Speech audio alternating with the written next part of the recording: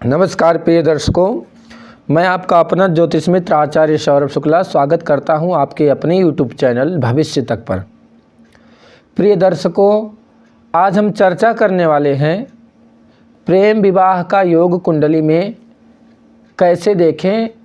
आप अपने जन्म पत्रिका को खोलिए और उसमें देखिए कि आपका प्रेम विवाह होगा या नहीं होगा।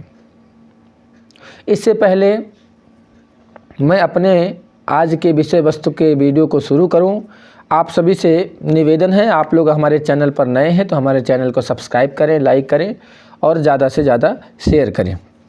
प्रिय दर्शकों, कुंडली में प्रेम विवाह का योग देखने के लिए सबसे पहले आपको अपना लग्न कुंडली खोल लेना है, जो कुछ इस प्रकार का आपके सामने चार्ट बन करके आ जाएगा।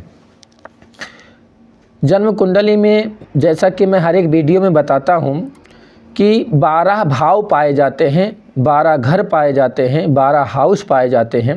इसी को भाव, हाउस, घर सब कुछ कहते हैं।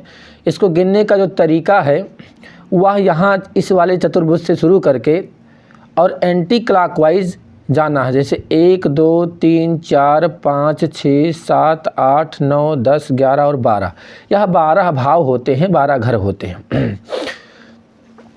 अब हम लोग को सबसे पहले सूत्र पे आना है कि कुंडली में प्रेम विवाह का योग कब हो सकता है।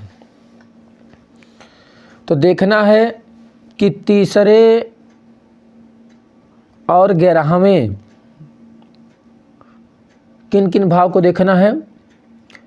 तीसरे भाव को देखना है, 1, 2, 3 तीसरे भाव को देखना है, 5वें भाव को देखना है, 7वें भाव को देखना है और 11वें भाव को देखना है। सबसे पहले तीसरे भाव के स्वामी, तो मान लीजिए हम यहाँ पर एक उदाहरण कुंडली लेते हैं कि धनु लग्न की कुंडली है। यहाँ पे 9 नंबर की राशि लिखी हुई है, तो धनु लग्न की कुंडली है। अब यहाँ पर तीसरे भाव के स्वामी कौन होंगे? 1, 2, 3 यहाँ पे कुंभ राशि आई और कुंभ राशि के मालिक शनिदेव हैं। यहाँ से आप देख सकते हैं 10 और 11 नंबर के स्वामी शनिदेव हैं। यहाँ पर 11 नंबर की गिनती लिखी हुई है। अब यहाँ पे हम शनिदेव को लिख लिए, उतार लेते हैं कि शनिदेव यहाँ इस कुंडली के तीसरे भाव के स्वामी हैं। फिर 5वें भाव के स्वामी को देखेंगे। 1, 2, 3, 4, 5 5वें भाव के स्वामी मतलब मेष राशि आ रही है और मेष राशि के स्वामी 1 नंबर के स्वामी मंगल देव होते हैं, तो हम मंगल देव को भी यहाँ उतार लेते हैं। 7वें भाव के स्वामी यहाँ पर 3 नंबर की गिनती लिखी हुई है और यहाँ से इस चार्ट से हम देखेंगे तो 3 नंबर के स्वामी बुध देव आते हैं। हम 7वें भाव के सप्तमेश को उतार लेते हैं, यहाँ पे बुध देव हैं। इसी प्रकार से 11वें भाव में हम पहुँचते हैं और यहाँ पर देखते हैं कि यहाँ पर 7 नंबर की राशि लिखी हुई है। 7 नंबर के राशि के स्वामी कौन है? तो यहाँ इस चार्ट से देखिए 7 नंबर के और 2 नंबर के स्वामी शुक्रदेव हैं, तो शुक्रदेव को यहाँ उतार लेना है। अब इतना करने के बाद कुछ सूत्र है, उसको अपने कुंडली पे आपको अप्लाई करना है। सबसे पहले नंबर का जो सूत्र है वह यह है कि तीसरे और चौथे मतलब तीसरे भाव के स्वामी और 11वें भाव के स्वामी 7वें भाव के स्वामी के साथ में बैठे हों तो लव मैरिज का योग बनता है, प्रेम विवाह का योग बनता है। अब तीसरे भाव के मतलब तृतीय कौन बन रहे हैं? तो यहाँ पे देखेंगे तृतीय शनि बन रहे हैं और एकादशेश कौन बन रहे हैं? 11वें भाव के स्वामी कौन बन रहे हैं? यहाँ पर शुक्र बन रहे हैं। अब ये दोनों 7वें भाव के स्वामी के साथ में बैठे हों। मान लीजिए उदाहरण के लिए कि तृतीय भाव के स्वामी यहाँ शनि हैं और 7वें भाव के स्वामी बुध देव हैं। अब इसी कुंडली में शनिदेव और साथ में बुध देव बैठ जाएं तो समझना चाहिए कि लव मैरिज का योग, प्रेम विवाह का योग कुंडली में है। ठीक इसी प्रकार से 11वें भाव के स्वामी शुक्रदेव हैं और 7वें भाव के स्वामी बुधदेव हैं। अगर कहीं पर भी शुक्र देव और बुध देव साथ में बैठ जाएंगे तो इसका मतलब इस कुंडली में प्रेम विवाह का योग है।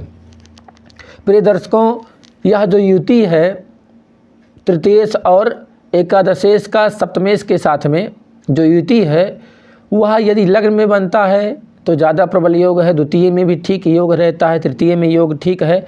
कुल मिलाकर के 6वें 8वें भाव में अगर यह योग बनता है तो उतना ज़्यादा काम नहीं करता है। आइए प्रिय दर्शकों, हम अगले सूत्र की ओर चलते हैं कि कहीं से भी मान लीजिए साथ में ना बैठे हों, कहीं से भी तृतीय भाव के स्वामी और 11वें भाव के स्वामी का सप्तमेश के साथ में संबंध हो जाए। जैसे सप्तमेश बुध देव हैं और बुध देव के सामने कहीं पर शनि देव या शुक्र देव लिखे हों, दृष्टि संबंध बना रहे हों, 7वें दृष्टि से एक दूसरे को देख रहे हों, तो इसका मतलब जानना चाहिए कि कुंडली में प्रेम विवाह का योग है। एक दूसरे के राशि में हो तब भी प्रेम विवाह का योग जानना चाहिए। 7वें भाव के स्वामी अर्थात सप्तमेश कहीं जा करके तृतीय भाव में और 11वें भाव में बैठे हों तब भी समझना चाहिए कि कुंडली में प्रेम विवाह का योग है। चौथे सूत्र पर आते हैं, पंचम और 7वें में संबंध हो। 5वें घर के स्वामी 7वें में और 7वें घर के स्वामी 5वें में हो, या फिर पंचम और सप्तम भाव के दोनों स्वामी कहीं साथ में बैठ जाए। जैसे पंचम भाव के स्वामी मंगल देव हैं, सप्तम भाव के स्वामी बुध देव हैं। कुंडली में कहीं पर भी मंगल और प्लस बुध साथ में बैठे हों तो समझना चाहिए इस कुंडली में कि प्रेम विवाह का योग है। आगे सूत्र बताते हैं, आगे बढ़ते हैं। 5वां सूत्र बताते हैं कि मंगल पहले में चौथे घर में, पहले घर में, चौथे घर में, 7वें घर में, 12वें घर में कहीं पे बैठे हैं और बैठे हों और साथ में सप्तमेश भी बैठ जाएं तो प्रेम विवाह का योग बनता है। प्रिय दर्शकों, जो तीसरा घर और 11वां घर है या इच्छा का घर है, इच्छा का घर है और प्रेम विवाह में इच्छा की प्रधानता होती है। साथ में जो यह 5वां घर है, पंचम भाव है, यह है भावनाओं का घर। बिना भावनाओं के प्रेम हो नहीं सकता है। प्रेम एक ऐसा विषय है कि जिसके लिए कवियों ने कहा है, सद्गुरुओं ने कहा है कि पोथी पढ़ पढ़ जग मुआ, पंडित भया न कोय, 2.5 अक्षर प्रेम का पढ़े सो पंडित होए। तो इसलिए प्रेम पे चर्चा करना बहुत ही आवश्यक है। और प्रेम तो कुंडली देखकर होता नहीं है, कई बार ऐसा देखा जाता है कि अंतर्जातीय प्रेम हो जाता है, जिससे बाद में वह प्रेम विवाह में परिणित नहीं हो पाता है। तो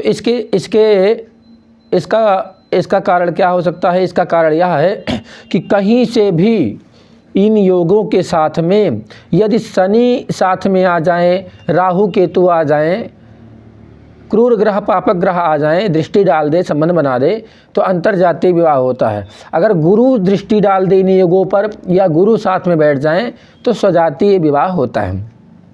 अगले सूत्र के तरफ चलते हैं, मंगल और शुक्र की युति। प्रिय दर्शकों, कुंडली में मंगल प्लस शुक्र की युति, इस युति को अच्छा भी मानते हैं, बुरा भी मानते हैं। क्योंकि प्रिय दर्शकों, मंगल जो है वह क्या है? ऊर्जा है। वह अग्नि तत्व की राशि है, अग्नि तत्व का ग्रह है। और शुक्र क्या है? शुक्र जल है, जल तत्व के मालिक हैं शुक्र देव। अब मंगल और शुक्र, मंगल अग्नि हो गया और शुक्र जल हो गया, ये दोनों जब साथ में बैठते हैं तो चारित्रिक रूप से बहुत कई संबंध मिलते हैं। जैसे किसी पुरुष की कुंडली में यह दोष जब होता है तो कई संबंध उसके होते हैं, कई अफेयर्स होते हैं, कई स्त्रियों से उनका संबंध होता है। यह भी लव मैरिज का योग ही है, लेकिन ऐसे में कई लोगों से संबंध बरकरार रहता है। इसमें मंगल देव की आराधना करना, हनुमान जी की आराधना करना बड़ा ही श्रेयकर रहता है। प्रिय दर्शकों, ऐसे ही ज्ञानवर्धक वीडियो को पाने के लिए और अपनी कुंडली का विश्लेषण कराने के लिए हमारे चैनल को सब्सक्राइब करें। यदि अपनी कुंडली को आप दिखाना चाहते हैं, विश्लेषण कराना चाहते हैं, या किसी भी प्रकार के रत्न रुद्राक्ष इत्यादि के बारे में जानकारी चाहते हैं तो आप हमारे दिए गए व्हाट्सअप नंबर 6393579976 पर व्हाट्सअप या कॉल करके रत्न इत्यादि मंगा सकते हैं। मैं नंबर एक बार यहाँ पर लिख दे रहा हूँ।